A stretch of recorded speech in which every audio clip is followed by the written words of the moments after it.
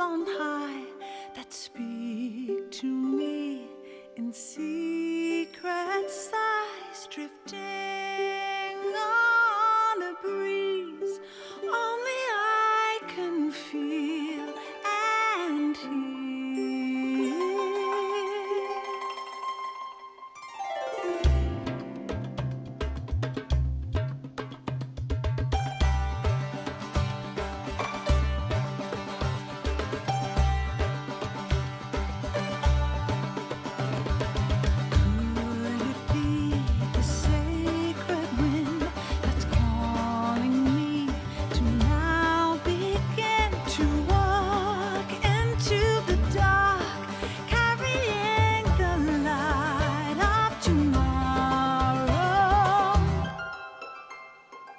The beating of the wings up high, beyond the earth, beyond the sky. Come now, don't hesitate, don't look back, we've got to go now. Don't fear, you'll be safe from now on. Morning sky watching over all.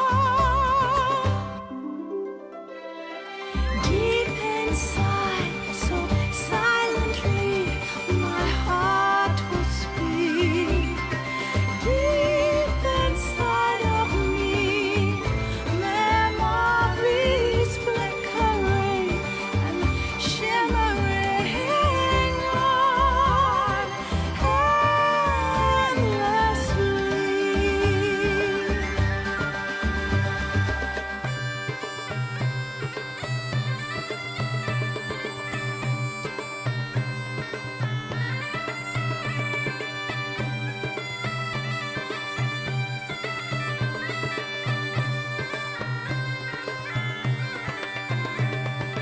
Keeping close to the path, morning sky watching over all. Moving over endless mountains, oh so high. Walk into the light, your heart will see the path, and you will find the way. Just wait and see. Over endless sky, oh so high. Tomorrow will follow, and it holds your promises today. Just wait and see.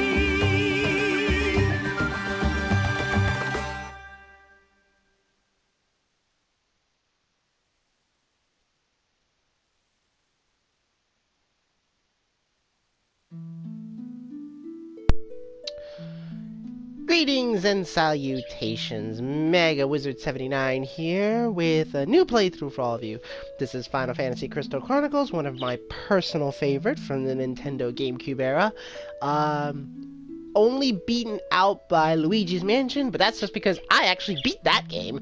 This one, however, I didn't, not so much because of the fact that I couldn't, it was just the fact that, it was kind of difficult. First off, trying to access the final zone is a chore in its own right, and even after doing that, it requires you to do multiple grinding sessions to basically be at an appropriate level to defeat the final boss. So yeah, it was a lot to ask for from, you know, a middle schooler. Let's be honest. Granted, of course, I had I wasn't your typical middle schooler. I actually had a lot more patience than most you would expect, but that's neither here or there. Anyway, so yes, so what do you call it? So right now they're asking us to call our village, and I will call it.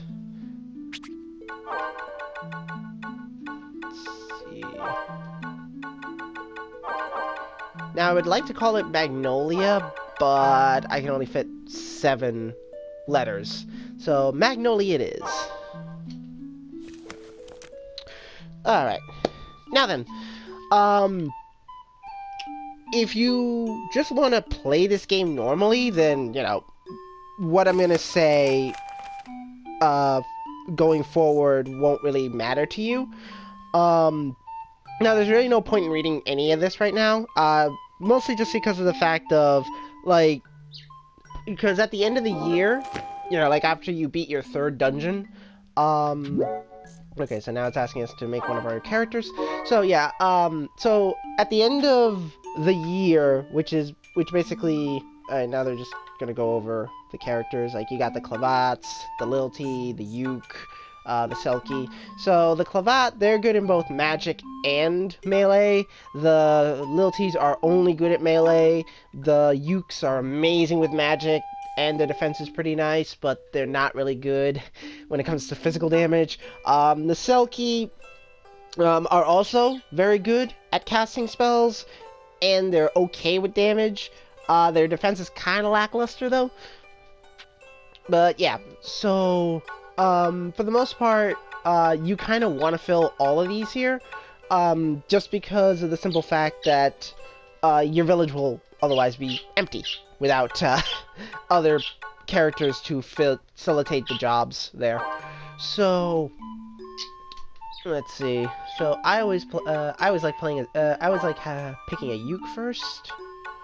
So now this right here, this is actually one of the new ones that they added. Like, they did a little. They changed this game a little bit. One, they added voice acting. They also added some new characters, a new mechanic, which is basically So originally,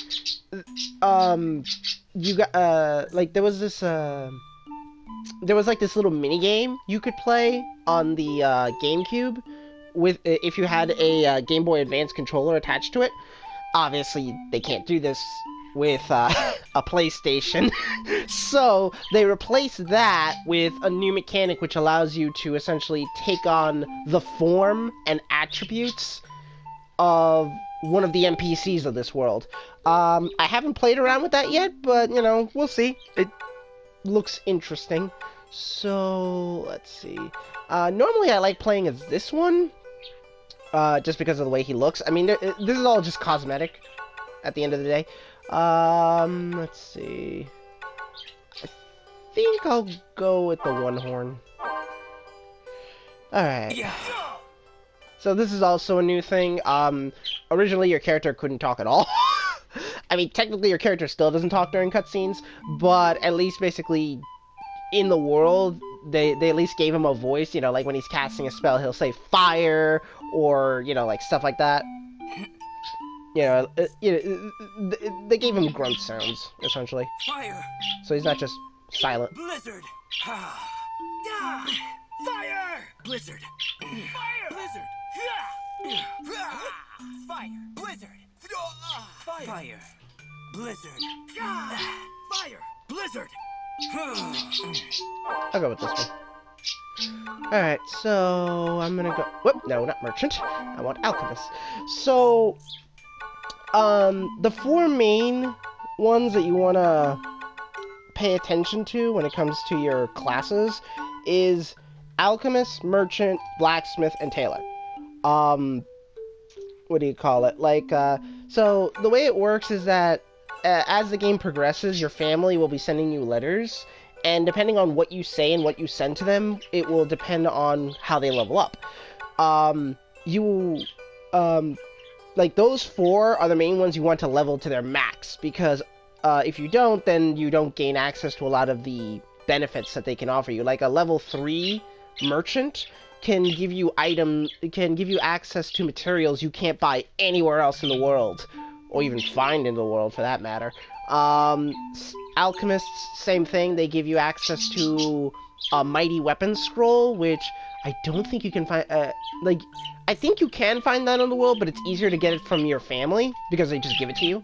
A blacksmith just will be able to blacksmith higher quality items, and the same thing with a tailor. They'll be able to give you much better quality accessories, so you don't have to go out to other towns to do it.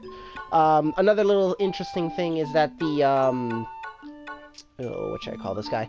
Another interesting thing is that, you know, the son and or daughter of the respective merchant, you know, like the merchant, the blacksmith, and the tailor, they get discounts.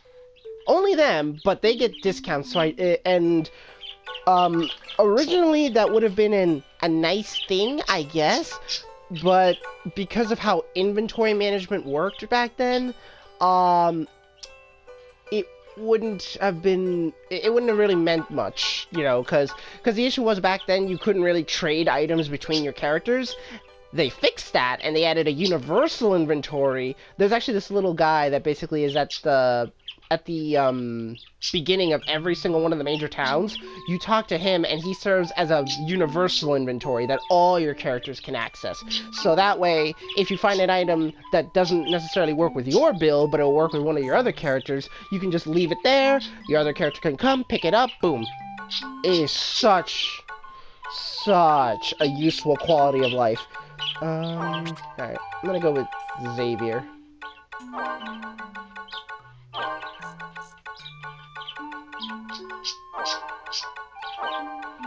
Alright, there we go. Okay, good. Alright. Now, I'll be creating the other characters off screen. Right now, I'm just basically gonna just create this character and then go straight to the first dungeon. But, yeah.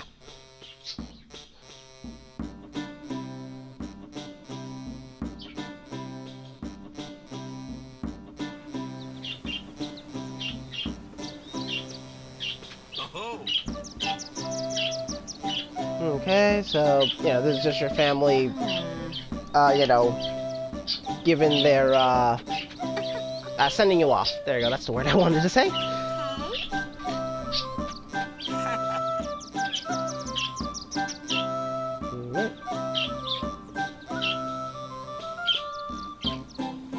So, yep, Xavier, the alchemist's son, is sent off by his father, Elglove.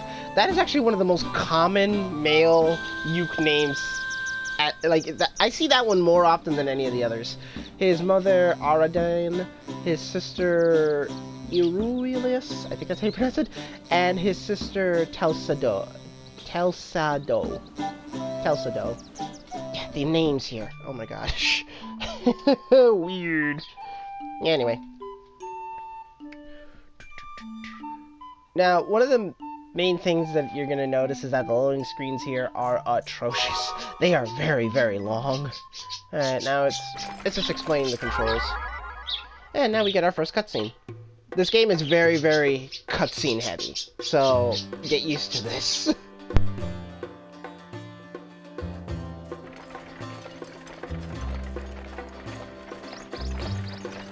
Hail, fellow caravaner!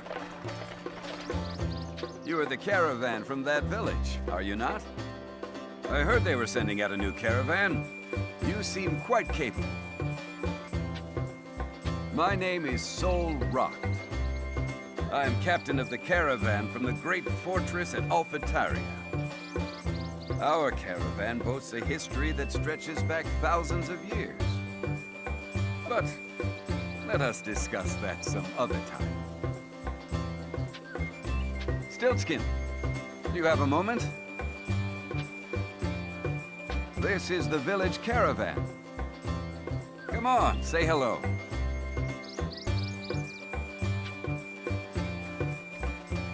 Allow me to introduce Stiltskin.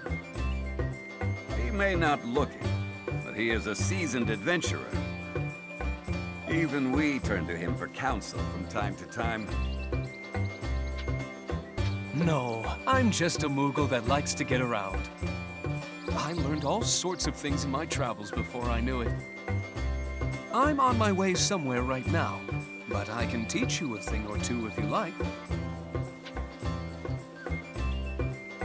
So if you're new to this game, you want to tell him yes, because then he'll go over lore, game mechanics, all that stuff.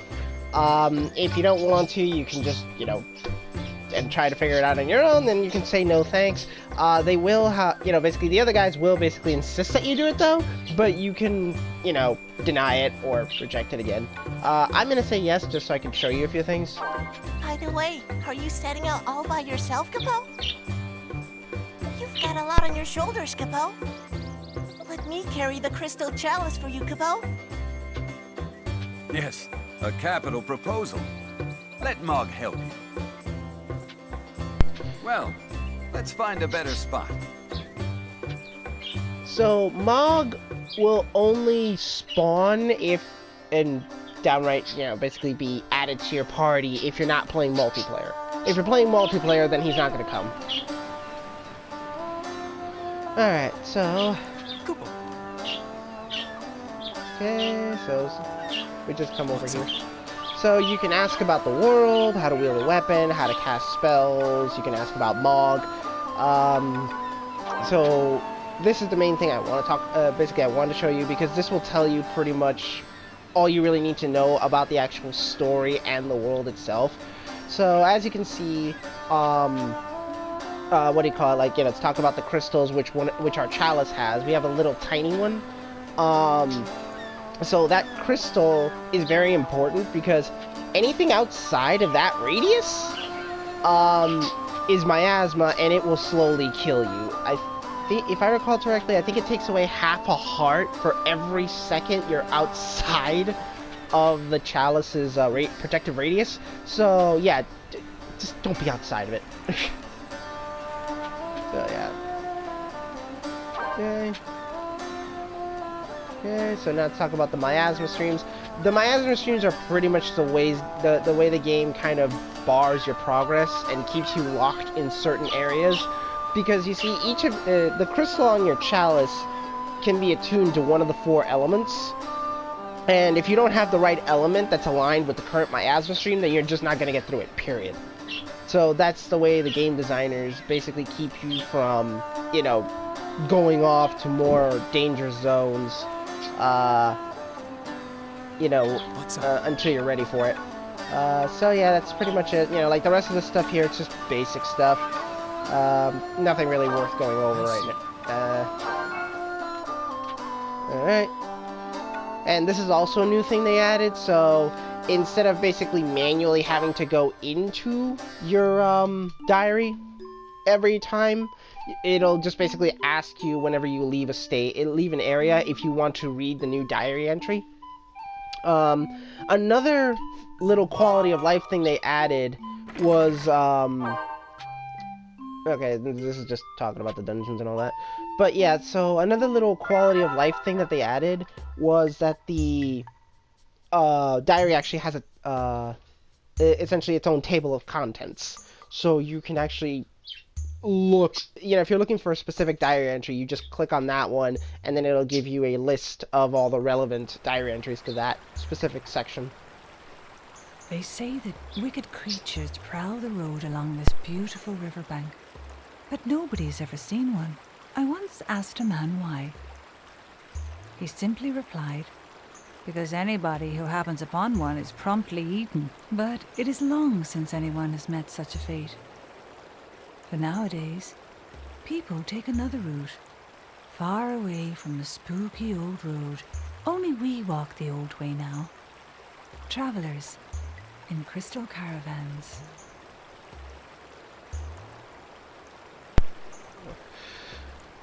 I gotta say, the water effect looks way better now than it used to, because originally the way they had it, since it was, Nintendo GameCube graphics, what they had was just basically a lot of white on top of the water to basically give it the impression that it's, moving around and stuff, creating foam and all that. But yeah, I mean, it looked great for the time, but now this isn't even, it's not even comparable anymore. Yeah, so inflict damage is actually the best bonus you can get, because that means, no matter what you're attacking with, it'll just always, you'll always just get the bonus.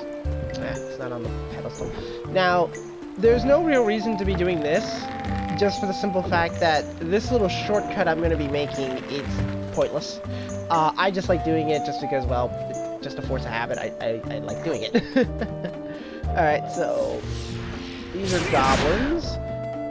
Yep. So as you saw, my my attack took a year and a day to charge up. Does a lot of damage though, but there we go, magic. Alright, so now at this early part in the game, everything kind of dies to one hit. Alright, so this is your command list. This is where you can put items and stuff to be used. Phoenix Downs will only work if you have them equipped here. Otherwise, they just stay in your inventory. This is your healing spell. I haven't taken any damage, so there's really no point in using it. Ow, you schmuck! Alright, that's the end of him. Now, another little interesting mechanic to note is you will slowly regain health. You know, you don't necessarily have to use a healing spell. If you're holding this, boom, there we go, health restored. Now, yeah, this will always have a cure, no point in grabbing it. The only time you would ever want to grab that is if your bonus is to grab items, and that counts as an item. Money does not count as an item, though. Everything else does, because money is its own thing. There we go. Alright, that's a striped apple. Okay, so this is a dead end for now. We have to open it from the other end. It's supposed to serve as a shortcut, though I don't necessarily... Again, like, some of these shortcuts make no sense to me. Because basically, by that point, you're already basically at the end of the level, so why would you need to backtrack is always my question. Alright, that's life. So, it used to be called life, but now they call it rise. So, alright, so as you saw, I was able to fuse those two spells.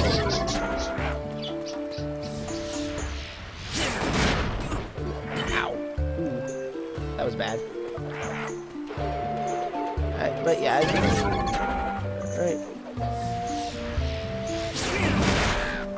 Alright, let's see him.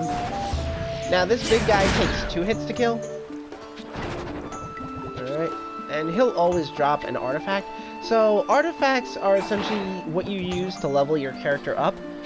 Alright, that's useless for me, because my character can't use shields. That's only Clavox. So yeah, so artifacts, they're essentially the items, that upgrade your character. Because there's no traditional upgrade system in here.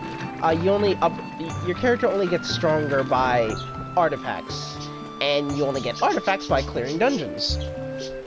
So, let's see, alright. Now, I'm gonna be switching over my element to wind, because, so, the element you have, it's not just a way to get past the miasma streams, it also has a practical benefit in the sense that it also gives you certain low-level resistances. For example, fire would give me resistance to fire, water gives me resistance to, ice attacks, wind gives me resistance to lightning, and earth gives me resistance to slow and poison.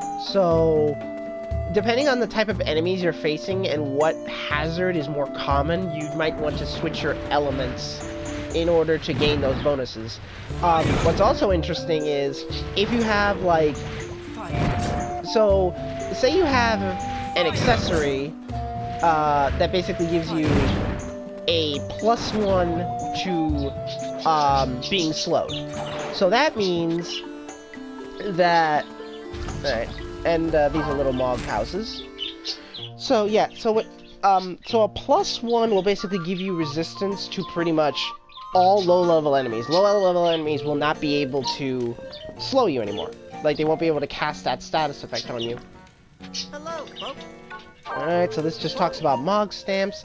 So this is how you get your, the item you need to be able to,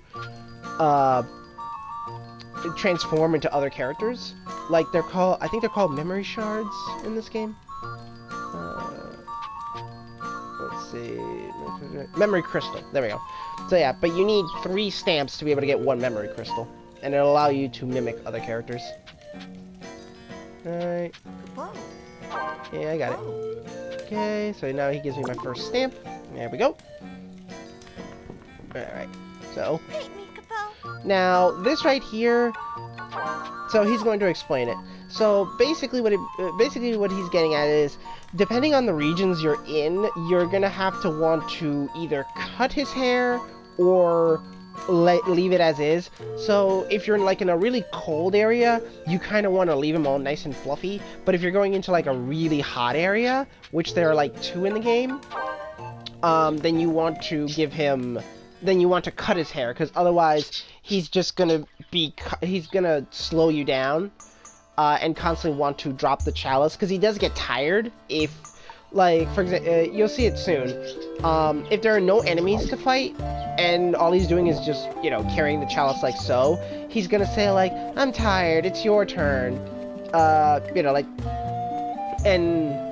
if there are enemies around, or if you're fighting a boss, then that threshold is much, much higher. As long as you're fighting enemies and, just keeping a relatively fast pace, you won't really have to worry about him getting tired. He should be getting tired pretty soon, though. Never mind. Yep, there he goes. Alright, so all you have to do is just, have him drop it for a few seconds, and then he'll take care of it. Alright, so that was a thunder spell. But yeah, but the, what do you call it? There we go, it's dead. There we go. But yeah, so so basically, if I had a +1 accessory, plus the, and if the, what is it? So if I had a +1 accessory, and the chalice I have is earth, then that effectively gives me a +2 defense. So that means that it'll actually protect me from most bosses, because bosses are considered high-level enemies, so a +1 isn't gonna cut it. Ow. That'll always stun you. But yeah, there we go. So, you don't necessarily have to always just, there we go.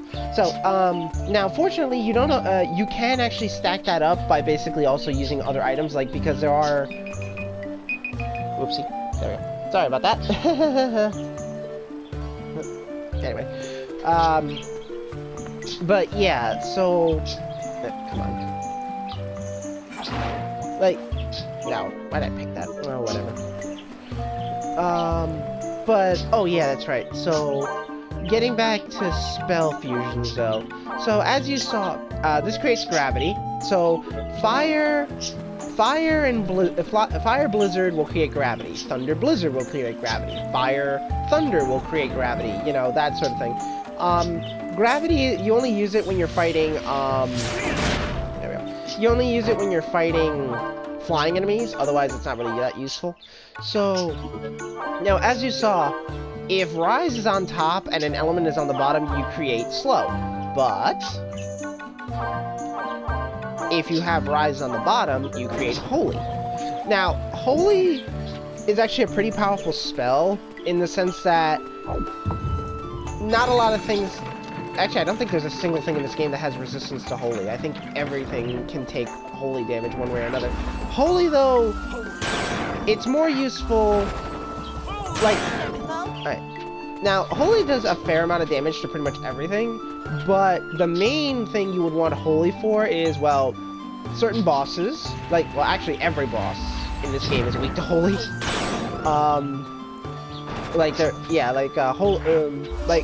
Every boss in this game is weak to Holy. But the main enemy you always want to have Holy for is, there we go. Oh, cool. Alright, and, I got 2 blizzards. So, so it gives me an option since I have Rise in the middle. There we go, and... there we go. So now I can cast Blizzard, which is a more powerful version of Blizzard. But yeah, but the main thing you want Holy for is dealing with ghosts. Because without Holy, you deal so much less damage. Like, they have resistance to pretty much everything if you don't have Holy. Alright. And then these are just some mogs. There's really no sense in talking to them. They just tell you that, like, oh, we just moved here. We don't really have anything for you. They're just there to be there. And this is where you fight the boss. Now, this boss is not particularly that difficult. It just has a lot of annoying attacks. The one I hate the most is the fact that it can slow you. So, it pretty much like produces this bubble that it shoots at you, and if it hits you, you get slowed, which blows considerably. Because then at that point, he just kind of has like free reign on you, because when you're slowed, you are slow. In every sense of the word. Your movement speed is cut in half, your ability to cast spells is cut in half, your ability to focus on your attacks is cut in half. Like, you are just absolutely crippled. It is like one of the most debilitating things in the game. So if you can get items that give you resistance to that, I would recommend those above everything else. Alright, yeah, and there it is. I hate that spell. I hate it so much.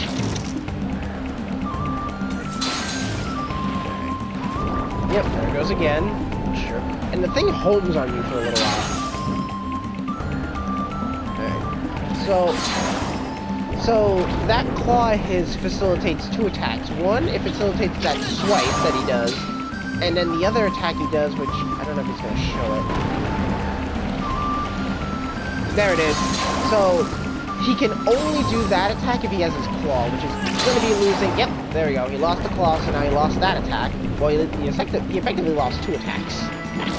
Yep, he can do that as long as he has his head, which is going to be losing pretty soon also. He always does that to reposition himself. I hate the fact that he spams that attack. That'll always take away a heart. And there it goes. Now he's going to be using magic soon. He can cast Thunderga, which is the second version of Thunder. In later versions of this, yep, there it is. The ads will always respawn after a while, but they're pathetically weak, so they're so easy to kill at this stage of the game. Alright, and I'll just finish it off with a melee attack. Ah! Sure. Die. Oh wow, he didn't die. Alright, there we go. There we go. Easy peasy. Alright, and now for the prize. Alright. So yeah, so basically the way this works is that you can only get one drop from a tree every 2 years. And it takes 2 years for, you know, basically, for it to, gain back its power. And, after the 2-year time span, the dungeon will evolve. The boss will get tougher, there'll be more enemies, that sort of thing. Let's see. Of course, conversely, though, you will also get more items. You know, like, basically, you'll get rarer drops, you'll get more, powerful equipment, that sort of thing. Well, you'll get more powerful equipment scrolls that then you have to take to a respective blacksmith or tailor to basically create the items for you. So yeah, so, you know, you don't just get weapons in the world, you just get the recipes needed to create them, which in turn also require specific materials and stuff. But fortunately, you know, when you have access to a certain item, then you'll usually have access to its respective materials too. So you don't really need to worry about that much. The only thing you have to worry about is the item drop rate. Alright, so Roland is not a member of your family, he's actually the village elder. So you'll always receive this letter first, before you receive any letters from your family. And he's just talking about this. You know, you can reply any way you want, it's really not going to affect anything. I always just say thank you.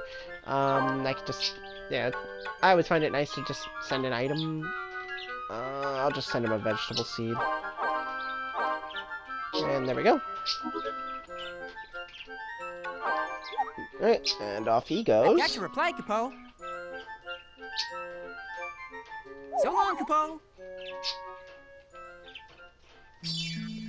Alright, now, quick thing on bonus points.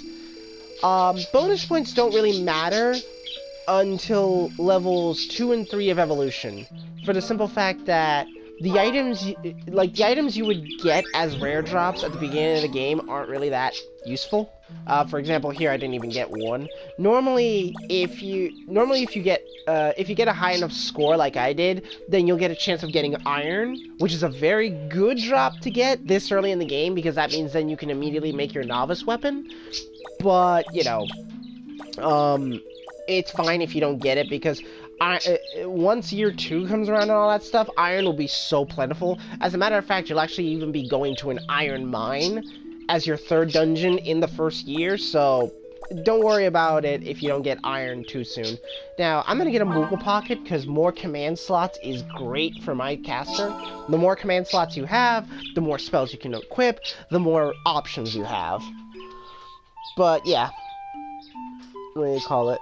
For the most part, the artifacts you can get, they range from a +1 to, I think the highest I've ever seen is like a +5. But yeah, that's about it for the most part. That's kind of all there is, for the early parts of the game anyway.